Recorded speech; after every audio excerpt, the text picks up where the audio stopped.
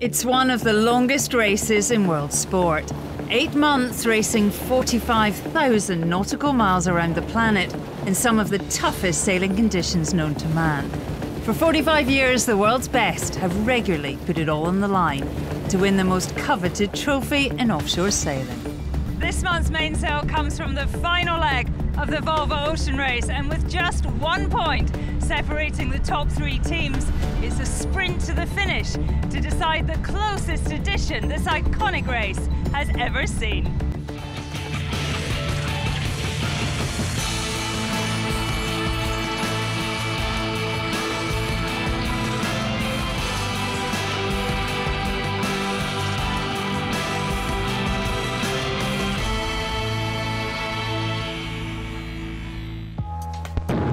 Since 1973, this contest has been at the pinnacle of offshore racing, and throughout its 11 editions has been fought for by the biggest names in our sport. It's a grueling endeavour. This edition has been sailed over an incredible 45,000 nautical miles of ocean, which makes it the longest ever version of the race. Ahead of them lies just one more leg, from Gothenburg to The Hague. It's the shortest of the 11 legs in the race, but after 7 months of flat-out racing, this sprint down the North Sea promises to be the most stressful leg yet. A midsummer sail around Denmark isn't exactly the hardy mariner's nightmare, so it's not the sailing conditions that are making this leg so daunting. It's far more the fact that after 45,000 miles of offshore sailing, the leaderboard in this race could not be closer. 2 teams heading into leg 11 are quite remarkably neck and neck on points. And with 3rd place just 1 point behind them, but with a point in hand, for the top 3 of the race, this leg is quite literally winner takes all. Well, obviously this last leg is gonna be everything or nothing. You cannot make any mistake. We have to give everything and try to win, because this team deserves to win, and we have worked so much to be here, so we give all we have. You got all very good guys and girls on every boat, so that's why it gets closer and closer. I think we can win, and I know we're going to win. Everybody actually feels we can have a very good crack at it. It's a remarkable climax. Testament, no doubt, to the tenacity and determination of those 3 crews sitting atop the leaderboard. And it's going to make for an extraordinary final leg. Why is it so close? I think it's the 2nd edition using these boats. They're completely one design. The sailors have worked out how to maximise the performance from them. They're going quite a lot faster than they were in the last race, which has been interesting. Some changes to the sails, but mainly the techniques of the sailors. Currently top of the leaderboard by virtue of their performance in the Import Race series, Spanish team Mapfre are no strangers to the Volvo Ocean Race.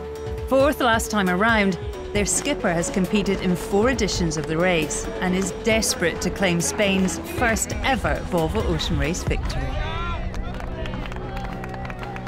You know, the whole country, I think, in Spain is pushing quite hard as well. The culture of the Volvo is gone through, finally, after 5 editions starting in Spain.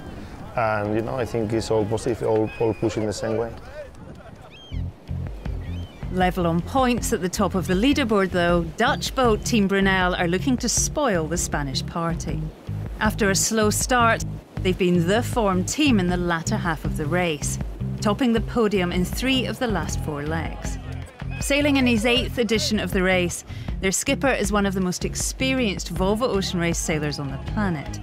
But to date, the overall win has eluded him, a fact that he's looking to change on a final leg that will see him finish in front of an expectant home crowd.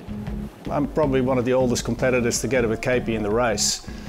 So I start looking with a different eyes to if we get a good result, because I know how important it will be for Dutch sailing. I think that's one of the things what is just keeps you going, and where I'm looking forward to as well. So a race rim would be fantastic, but if not, life goes on.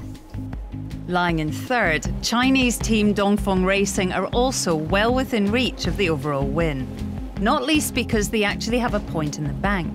Avoid complete disaster in this leg, and they will be awarded a bonus point on crossing the finish line for the fastest elapsed time around the racetrack. A fact that puts skipper Charles Caudrelier one step closer to his second Volvo Ocean Race win. It's going to be very exciting. Of course, we will be under pressure, but I mean, that's what we like.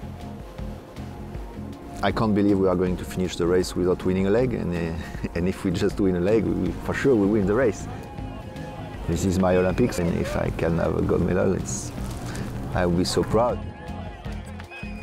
The maths going into this final leg make it quite simply too close to call. And there are, of course, 4 other boats all hoping to make their own mark on the final rankings. Coming up, we'll be with the fleet as all the race drama unfolds. But we'll also be taking a closer look at this edition of the race and asking if this is the end of the road for the Volvo Ocean Race as we know it.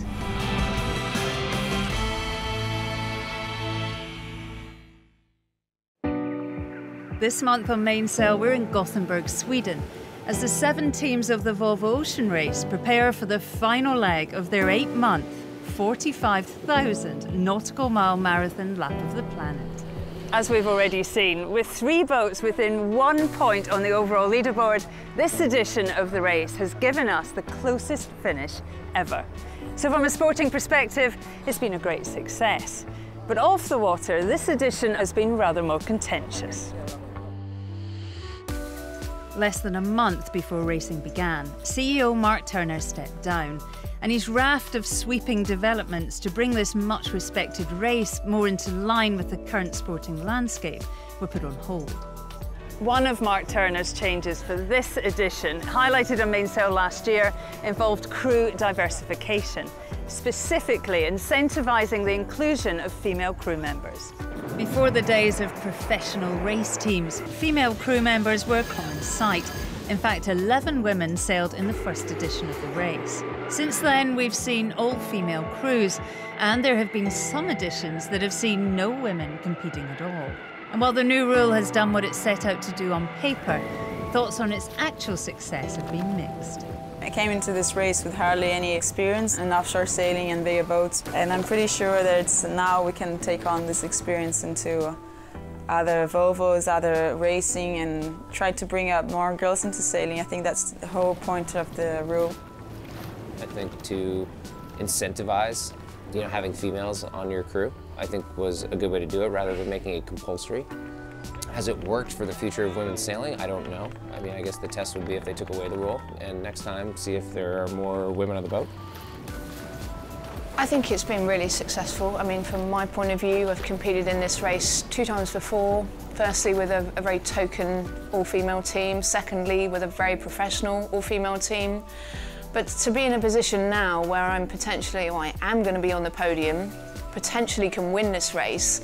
I mean, in my wildest dreams, I would never have thought that to happen so quickly. And it's important that we build the pool of female skilled offshore sailors who are desperate to compete in this race. For the women that have completed this edition of the Volvo Ocean Race, the benefits of the rule are obvious. Whether that will then allow them greater inclusion in the sport as a whole and the income that goes with it once the race is over remains to be seen. For years, the Volvo Ocean Race has been promoted as one of our sport's most extreme events. And whilst its place amongst other extreme sports is questionable, one thing that is very certain, sailing fast offshore is dangerous. Tragically, that's a fact that this edition of the race will be remembered for. Racing towards Hong Kong in the final miles of Leg 4, US entry Vestas 11th Hour Racing collided with a local fishing boat. The collision took place at night in crowded seas, and despite efforts of crew members on board both vessels and help from those nearby, one crew member from the fishing boat tragically lost his life. We do everything we can to minimise the risk, mitigate the risk. The boats are equipped with all the latest equipment, but we're constantly looking to improve the safety element of that. And we've had a good hard look at ourselves. We've commissioned an independent inquiry, and we'll take action on their recommendations. During the same leg, while racing towards their home port of Hong Kong, Team Scallywag suffered near tragedy as crew member Alex Goff fell overboard while sorting a sail issue outside the boat. A lack of safety harness and survival gear meant Goff was incredibly lucky. Quick thinking from skipper David Witt saw him recovered just 7 minutes later. In just a matter of weeks, though, podium finishes and race rankings became insignificant as tragedy again gripped the fleet. Racing hard across the vast Pacific Ocean, 1,400 miles west of Cape Horn, Team Scallywag reported the loss of crew member John Fisher. Sailing in his first ever Volvo Ocean Race, but with thousands of offshore miles to his name, the team reported Fisher had been on deck during deteriorating conditions. In a freak loss of control, he was caught by the rigging and washed overboard. The devastated crew said that after several hours of looking for their missing friend, who was wearing a survival suit and life jacket, that the search had to be abandoned. His body was never recovered. Tragedy like this really focuses your mind on what else you can do. I mean, our fleet is equipped to the highest category of safety equipment that any racing fleet around the world has. Our sailors are all highly qualified professionals. They're the best sailors in the world. But still this incident happened, so then you're looking to see what else you could do to try to avoid it. The shortening of a life in any circumstance is tragic. In the name of sport, it's very often hard to comprehend. His loss was deeply mourned throughout the sailing world. An investigation into the incident is awaiting publication. But off the water, John Fisher leaves behind a family. And whatever the findings, their loss is forever. For the fleet out on the water, racing continued. And as they crossed the Atlantic, the race for the overall title was gathering momentum. But so too were events on the shore. As the 7 boats raced towards Cardiff, Volvo Group, a major stakeholder in the race since 1997, announced that this would be their last edition as title sponsor. Ownership of the race as a commercial property has been transferred, and although Volvo cars will be involved in at least the next edition, the race is entering a new era. Stepping in as Mark Turner's successor, Richard Brizius has a long relationship with the Volvo Ocean Race and is now key to the success of this iconic event. And I entered this race 30 years ago as a sailor, and then I had the dream of managing teams, and now the dream of actually being able to steer the future of the race has been fulfilled. Volvo cars tell us that we are probably not the right people to own this. We want to be a demanding sponsor and demanding customer of the race. How safe is the future of the race as we know it? The race has been around for 45 years, and there's nothing like it in the world. It feels very definitely like this is a fork in the road for the Volvo Ocean Race. But out on the water for 3 teams, there is still the chance to claim the prestigious title. In part 3, we'll be with the fleet as all the drama unfolds. But before then, here's a quick look at what else has been going on in sailing this month.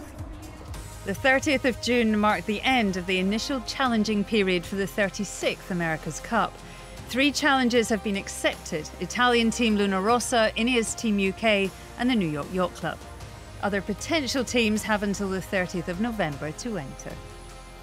Celebrating 50 years since the initial Golden Globe race, 17 solo adventurers set off from France to circumnavigate the globe non-stop, using only technology from that time. For Britain's Susie Goodall, the youngest and only woman taking part, it was a send-off to remember. And finally, in the second round of the 52 Super Series held in Zadar, Croatia, it was Luna Rossa that topped the podium. The series now moves to Portugal, and we'll be there to bring you all the action next month.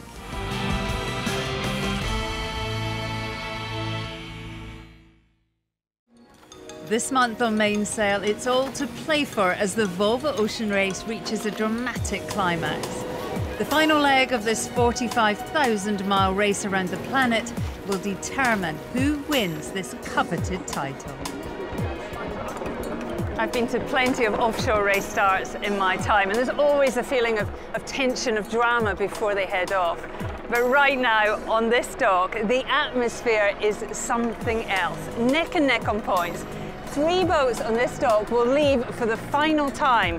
The first one to sail into The Hague will be crowned Volvo Ocean Race champions. The sprint to Holland is the shortest leg of the entire race, but it's by no means a simple sail. With an estimated duration of 3 days for the top 3 boats, that's just 3 days to try and make the difference between victory and defeat. Folks, this is it. There goes the gun.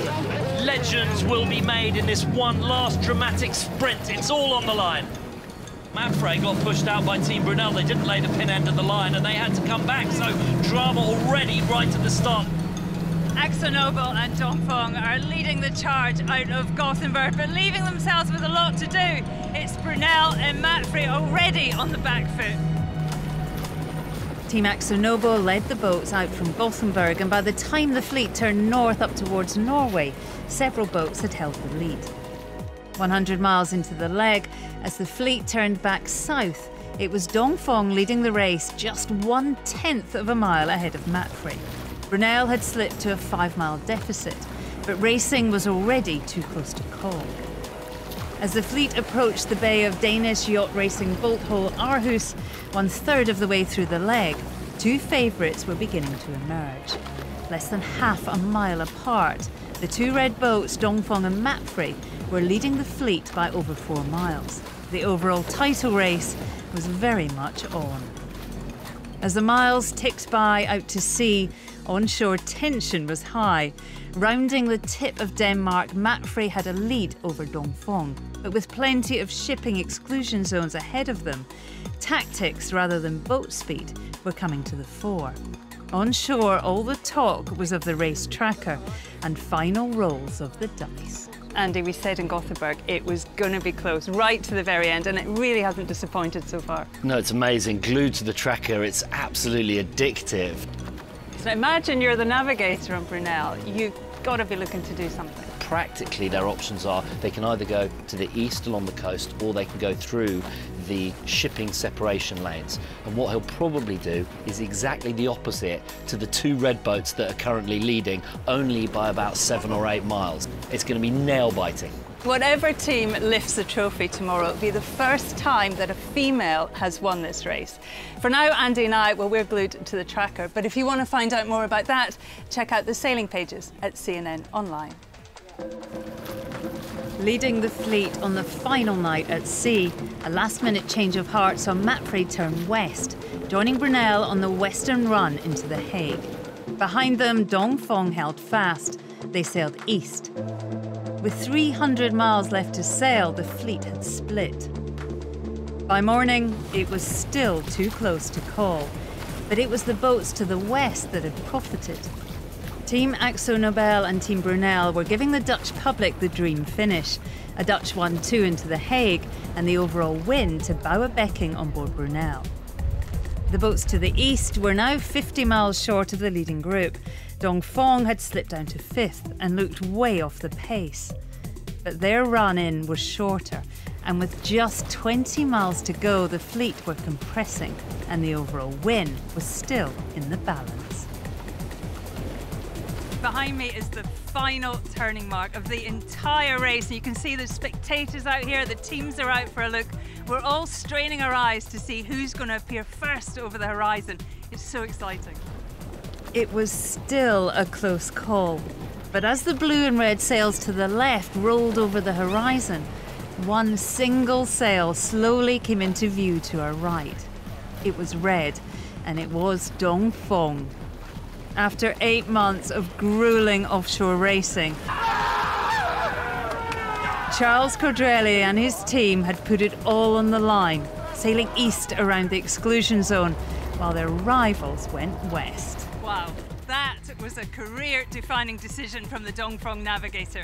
Last night they were split from their opposition, miles behind, but his plan came good when it mattered most. Skipper Charles Cordrelli and his Chinese team win the Volvo Ocean Race. What an incredible finish.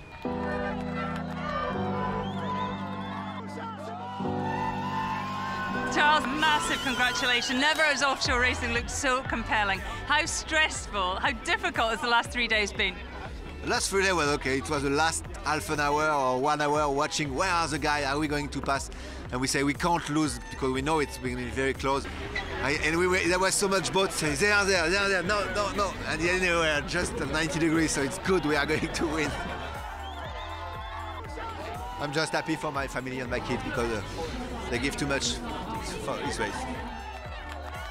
How much did you believe it was the right decision, and when did you know it was going to be? Just at the end. It was completely crazy, and it's difficult because you have to do a big decision.